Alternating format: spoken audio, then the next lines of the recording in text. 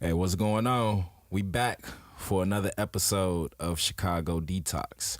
So on the last episode, we were talking about the old school methods in which they're trying to resolve the issues at hand. Yes. So now we're going to talk about a couple of the new modern ways that they're actually trying to resolve what's going on in Chicago and how they could help it out. So Some of those ways we know is bringing a casino to Chicago. the casino to downtown Chicago. That's one That'll solution. probably generate a lot of money. And the second one is regulating and legalizing marijuana here. Yeah, making it wreck. Yes. Marijuana legalization. Okay. So, Okay. where should we start? You want to start with Let's the go casino? to the casino. Yes. Okay. So, I mean, casinos definitely generate a lot of revenue, but I don't really remember because, like, I know at one point they banned it or something, and that's why all the casinos is like on riverboats and all that stuff. But like, I don't know why they didn't do it a long time ago. well, for me as someone who has family members that have gambling problems, Yeah. I am very sensitive to the idea of making it convenient for people who have gambling problems to now go in the middle of in the downtown In the middle of that day. and cause more possible gamblers with addictions, or tap in and make it easier for more people to have gambling addictions. No one's talking about that. And so we're going to possibly make a problem just for a possible solution of having a casino downtown. I think that's offensive to those that have families that have been strifed and broken by gambling. And I know that all it does is create debtors. And that's even more parasitic than coming up with taxes. Yeah. In my opinion. I'm just honest. Yeah, I mean, I didn't think of it like that. I mean, I'm just thinking more in the business sense of Yes, that's the a problem. way to But actually business, I generate know. some revenue. But it's like at the end of the day, like, all the other surrounding cities and suburbs, they're doing it, and people catch shuttles from actual Chicago to go to the riverboat. So it's like, I mean, I don't know, and I mean, But my thing is, my question to the audience, and I will ask you, are these communities, when we say we go to the boat, we know we're talking about going to Indiana, right? Going across the border. or the Joliet. In Joliet. Yeah. Or East Chicago, right? The same thing. Same thing. And then you going in and you're gambling. Are you seeing the reflection of this thriving casino in the communities that they're hovering in? Yeah, like I don't think do so. You see any? I don't think so. I haven't. I mean, they reinvesting in Indiana To what extent? now, but That's all I'm saying. Apples and oranges. We're looking at balancing. If we're saying businesses, the reflection of businesses thriving should be that the community is thriving, in my opinion, right? Definitely. If that's not the case, then it's an unbalance in that someone's getting screwed or taken advantage of, and someone's thriving. If It's a lot of people. businesses of a casino tend to thrive, but the consumers, the ones that are becoming the debtors or the addictors, they are becoming dependent on their addiction. That's one. And then two, they're in a community that's not thriving, and that becomes a hub for producing more debtors. Because at the end of the day, if you're not making no money when you're at the casino, because I know I lost at least $600 and I was done with it. But once you lose money and you have an addiction that I think I can win it back, that's not helping the community. Yeah, but I mean, So why It is should a it work? So casino why and it's should a it happen in business, Chicago? Are so- you for it or against it? I mean, I never really thought about the actual issues at hand. Like, I mean, I don't gamble because I hate losing. You know what I'm saying? Me So. too. I hate losing. I probably would need to go to Gamblers Anonymous or something like that's that. true. That's So that's it's fair just enough, like, yeah. I know that about my personality, so I would just try not to, knowledge of self, huh? I've been around and I've seen a few things, so I won't really get into, all of that. But, like, yeah, I've experienced like gambling, and you know it's not a good thing. Like especially if you lose. If you winning, it's great. Yeah, You of know, course. like Of course. But you know, at the end of the day, the reality is if there's winners, there's gonna have to be losers. Losers. You And know, that so- comes down to who's the winners and who's the losers if we have a casino in Chicago downtown. So if you look at it like that, then the reality of it is, I mean, I don't think the city of, I mean, it's a long story, but like I say, the city of Chicago would not be winners, you know, like Okay. if we have, That's how I feel. you know, but we wouldn't be winners Long term.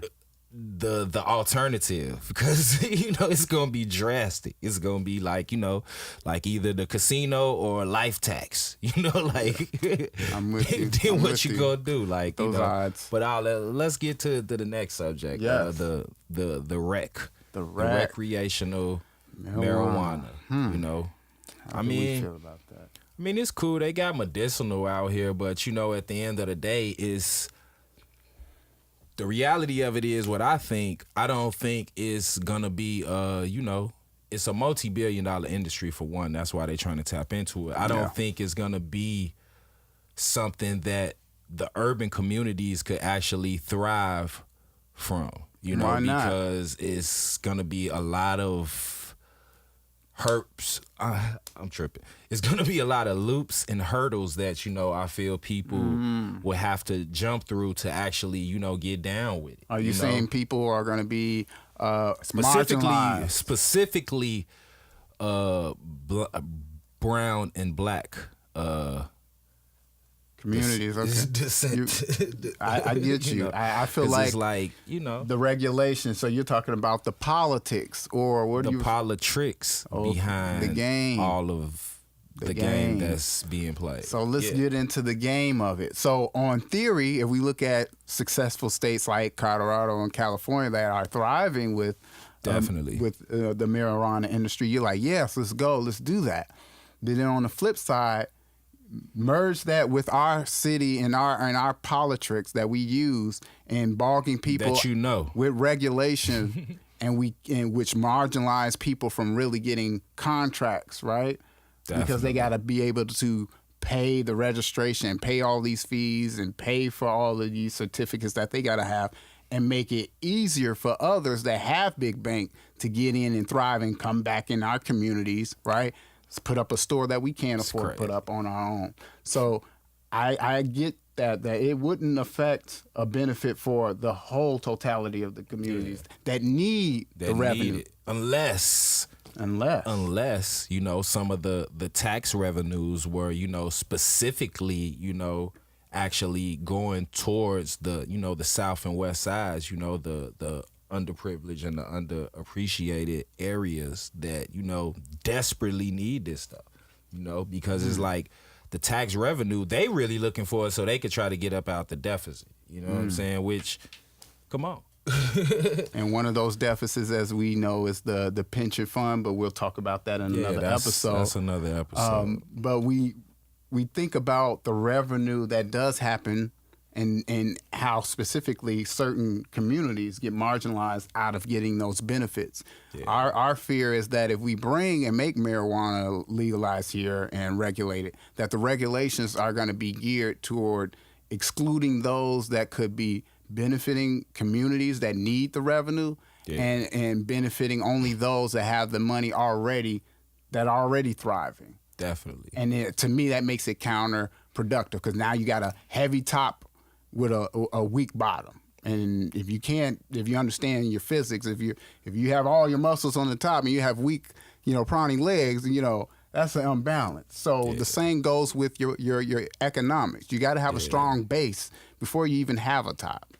Definitely, because that's pretty much how it add up. Like, I don't really get it. Like, So have fairer regulations, and also one of the issues, and we had someone reach out and say their issue would be that it would encourage the youth to get involved with marijuana. What is your thoughts on that?